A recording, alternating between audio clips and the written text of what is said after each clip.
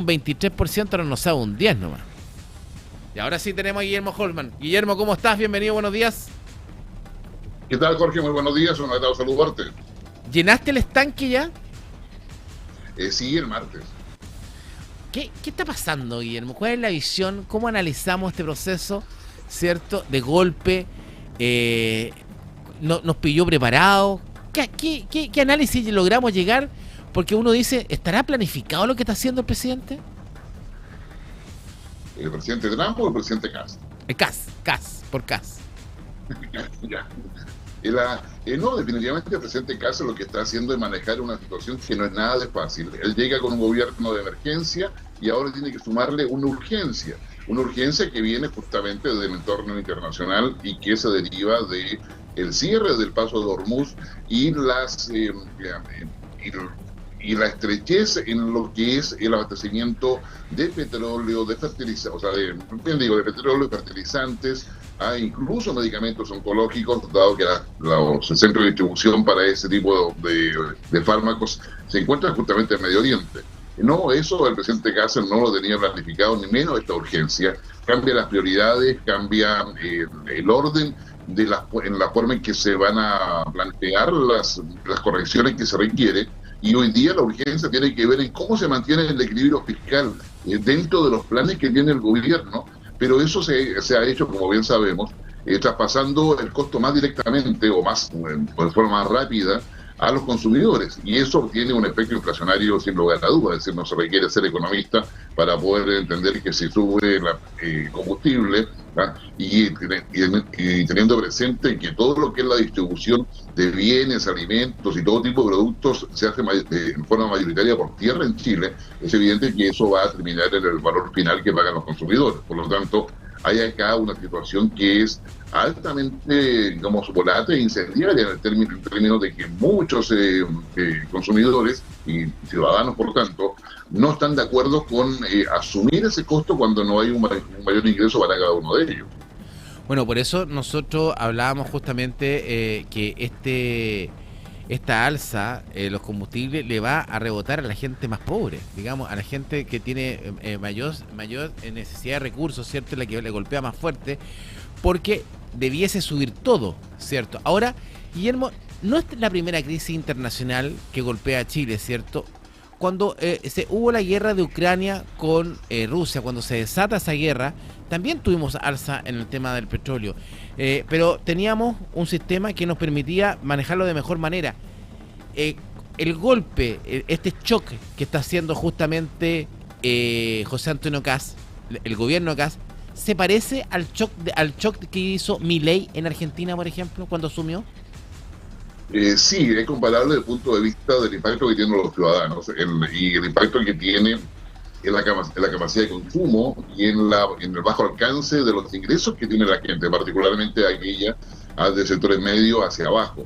Es decir, aquella persona que vive en un sueldo mínimo, por ejemplo, va a tener serios problemas porque el costo de transporte va a aumentar considerablemente, el costo de alimentación también, y eso genera un shock. En consecuencia, si el gobierno de Kast no solamente hace prevenciones para poder regular el precio de la parafina, también tendrá que hacer prevenciones y anunciar algún tipo de ayuda por cualquier mecanismo que el gobierno tenga a mano para poder justamente cooperar en el acceso a los alimentos, al acceso de los fármacos, en fin, porque va a haber una subida en términos generalizadas.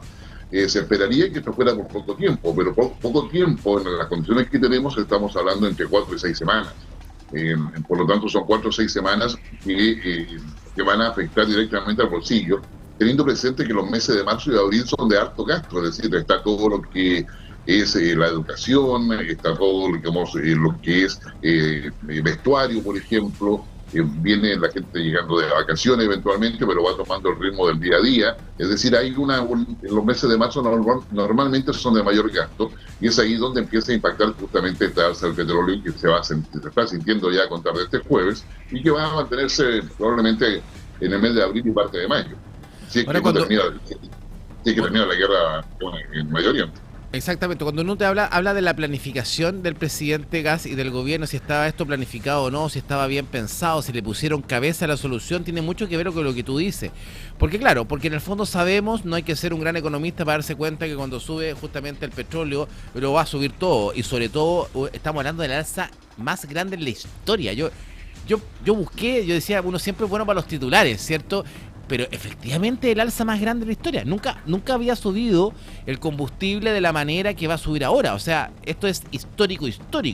Ahora, tú también lo tocaste. Aquí, ¿te acuerdas del IFE? ¿Cierto? Que presentó el presidente Sebastián Piñera en su minuto pandemia, cuando también teníamos una crisis, y a lo mejor mucho más verdadera de la crisis de ahora, ¿cierto? En plena pandemia, y el presidente Piñera saca este IFE.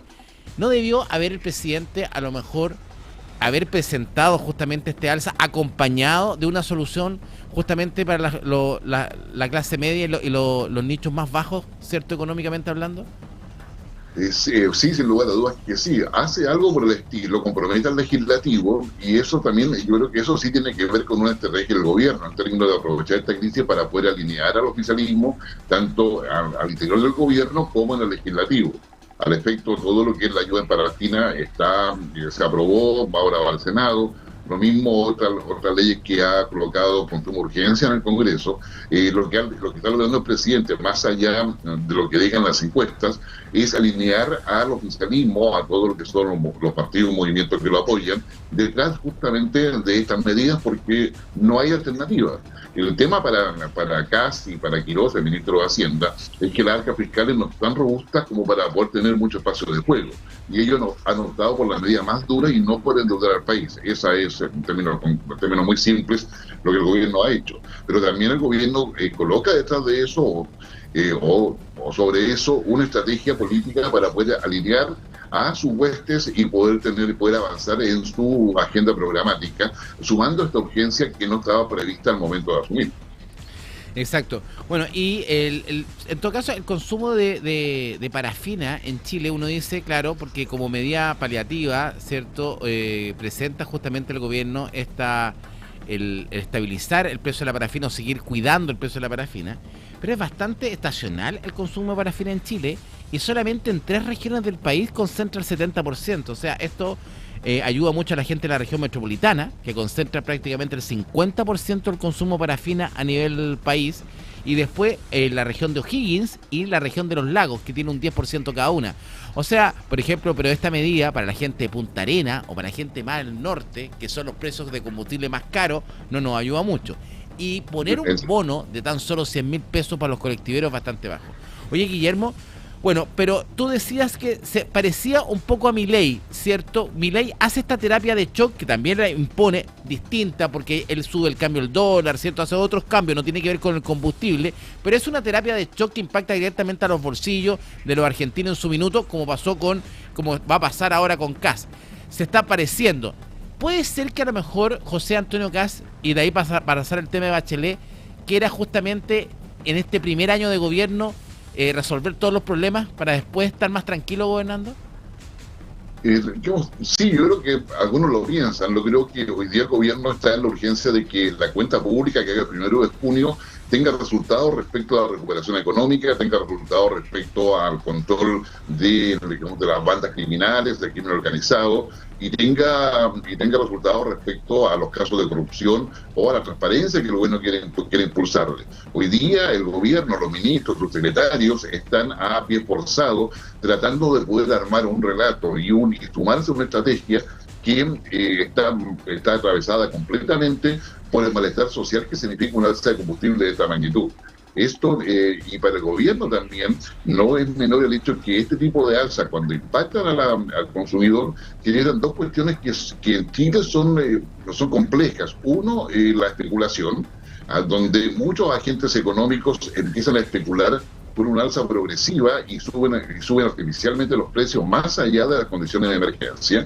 Y lo segundo es el aumento de la economía informal, es decir, esa economía informal que es la que vende, no sé, las veredas, que vende a la salida de los lugares más concurridos, y que ahora van a empezar a vender alimentos, van a empezar a vender una serie de elementos esenciales para el consumo, la supervivencia humana, pero sin pagar impuestos. Entonces, acá el tema es cómo va a ser el servicio de impuestos internos, cómo van a ser aduanas, cómo va a ser otro organismo, las municipalidades particularmente, los inspectores municipales, para poder controlar o frenar, o por lo menos tratar de neutralizar la especulación que se va a producir junto, ¿no es cierto?, con esta economía informal que va en contra de los objetivos de gobierno de poder ordenar la economía adecuadamente. Entonces yo creo que ahí hay una parte que no se dice, pero que va a ser fundamental para poder medir el grado de conflictividad social que puede llevar esto si no se hace adecuadamente conforme una acción que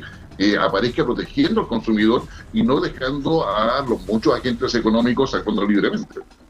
Exactamente. Ahora, y también saber comunicar. Es impresionante, Guillermo, que el arte de comunicar es muy importante. Tenemos, en algún minuto lo vamos a mostrar, ¿cierto? Tenemos algún parte de videos, ¿cierto?, de la vocera de gobierno.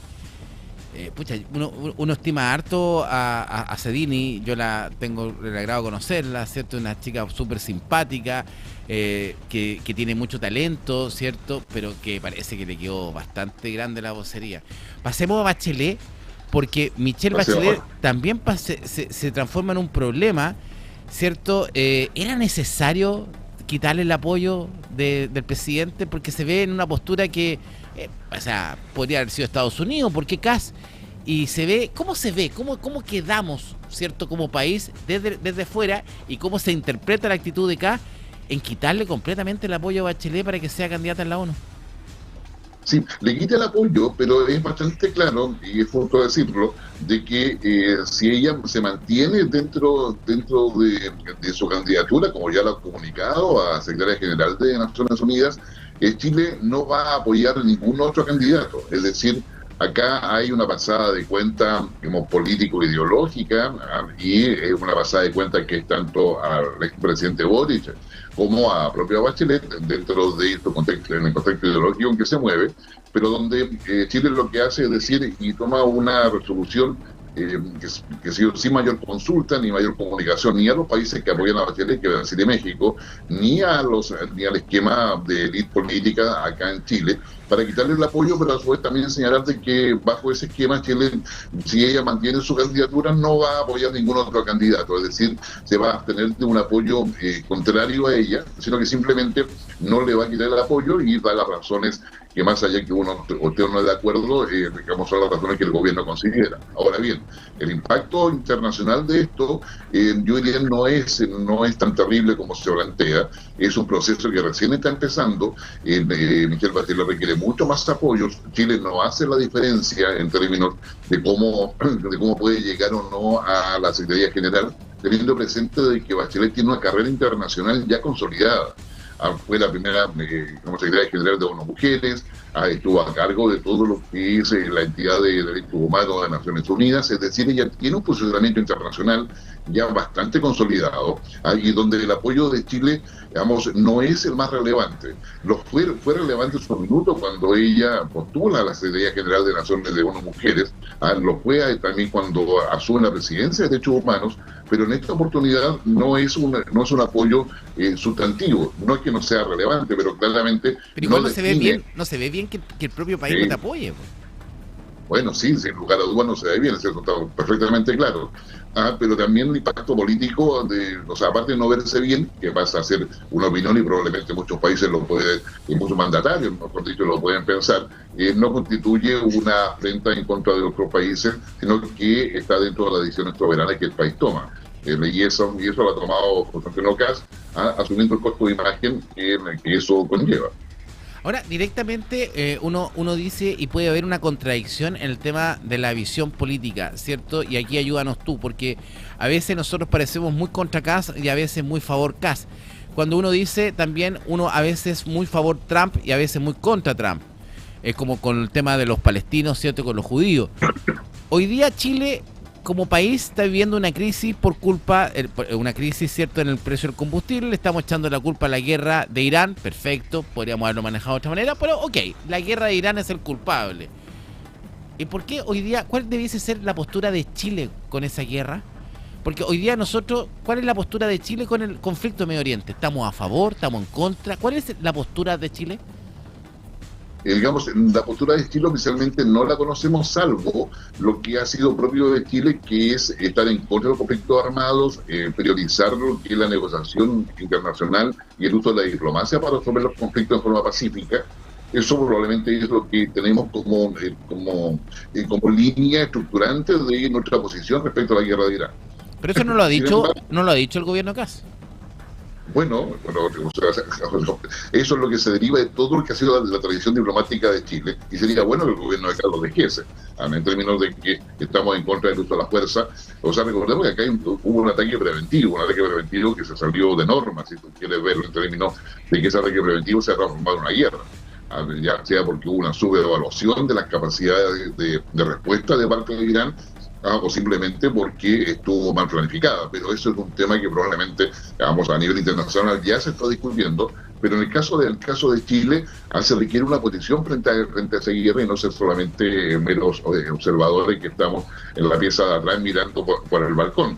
El tema del Medio Oriente no es un tema menor para Chile, nunca lo ha sido, considerando las colonias de ciudadanos, pero que tienen raíces justamente con varios países del Medio Oriente. Entonces, yo diría que ahí falta un mayor diseño. Lo que estamos viendo es que hoy día el gobierno de Kast está intentando manejar varios frentes a la vez, y con los equipos insuficientes, es decir, todavía no termina de nombrar a parte importante de los equipos que van a acompañar a los ministros, los secretarios, para qué hablar a nivel regional, los que van a acompañar a los delegados regionales. Entonces, está de alguna manera tratando de poder atacar los problemas conforme a las capacidades que tiene, y claramente esas capacidades no están completas.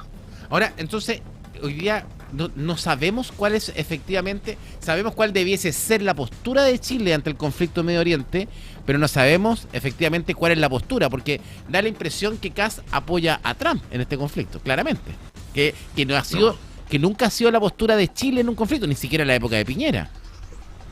Exactamente. Entonces, bueno, yo creo que falta claridad y frente a la falta de equipo para poder responder a toda esta contingencia, tanto nacionales como internacionales, y claramente se opta más bien por el criterio más claro que viene a la mano, que es el criterio ideológico. Pero ese criterio ideológico es insuficiente para poder sostener una posición de negociación, incluso de Chile con Estados Unidos u otras potencias.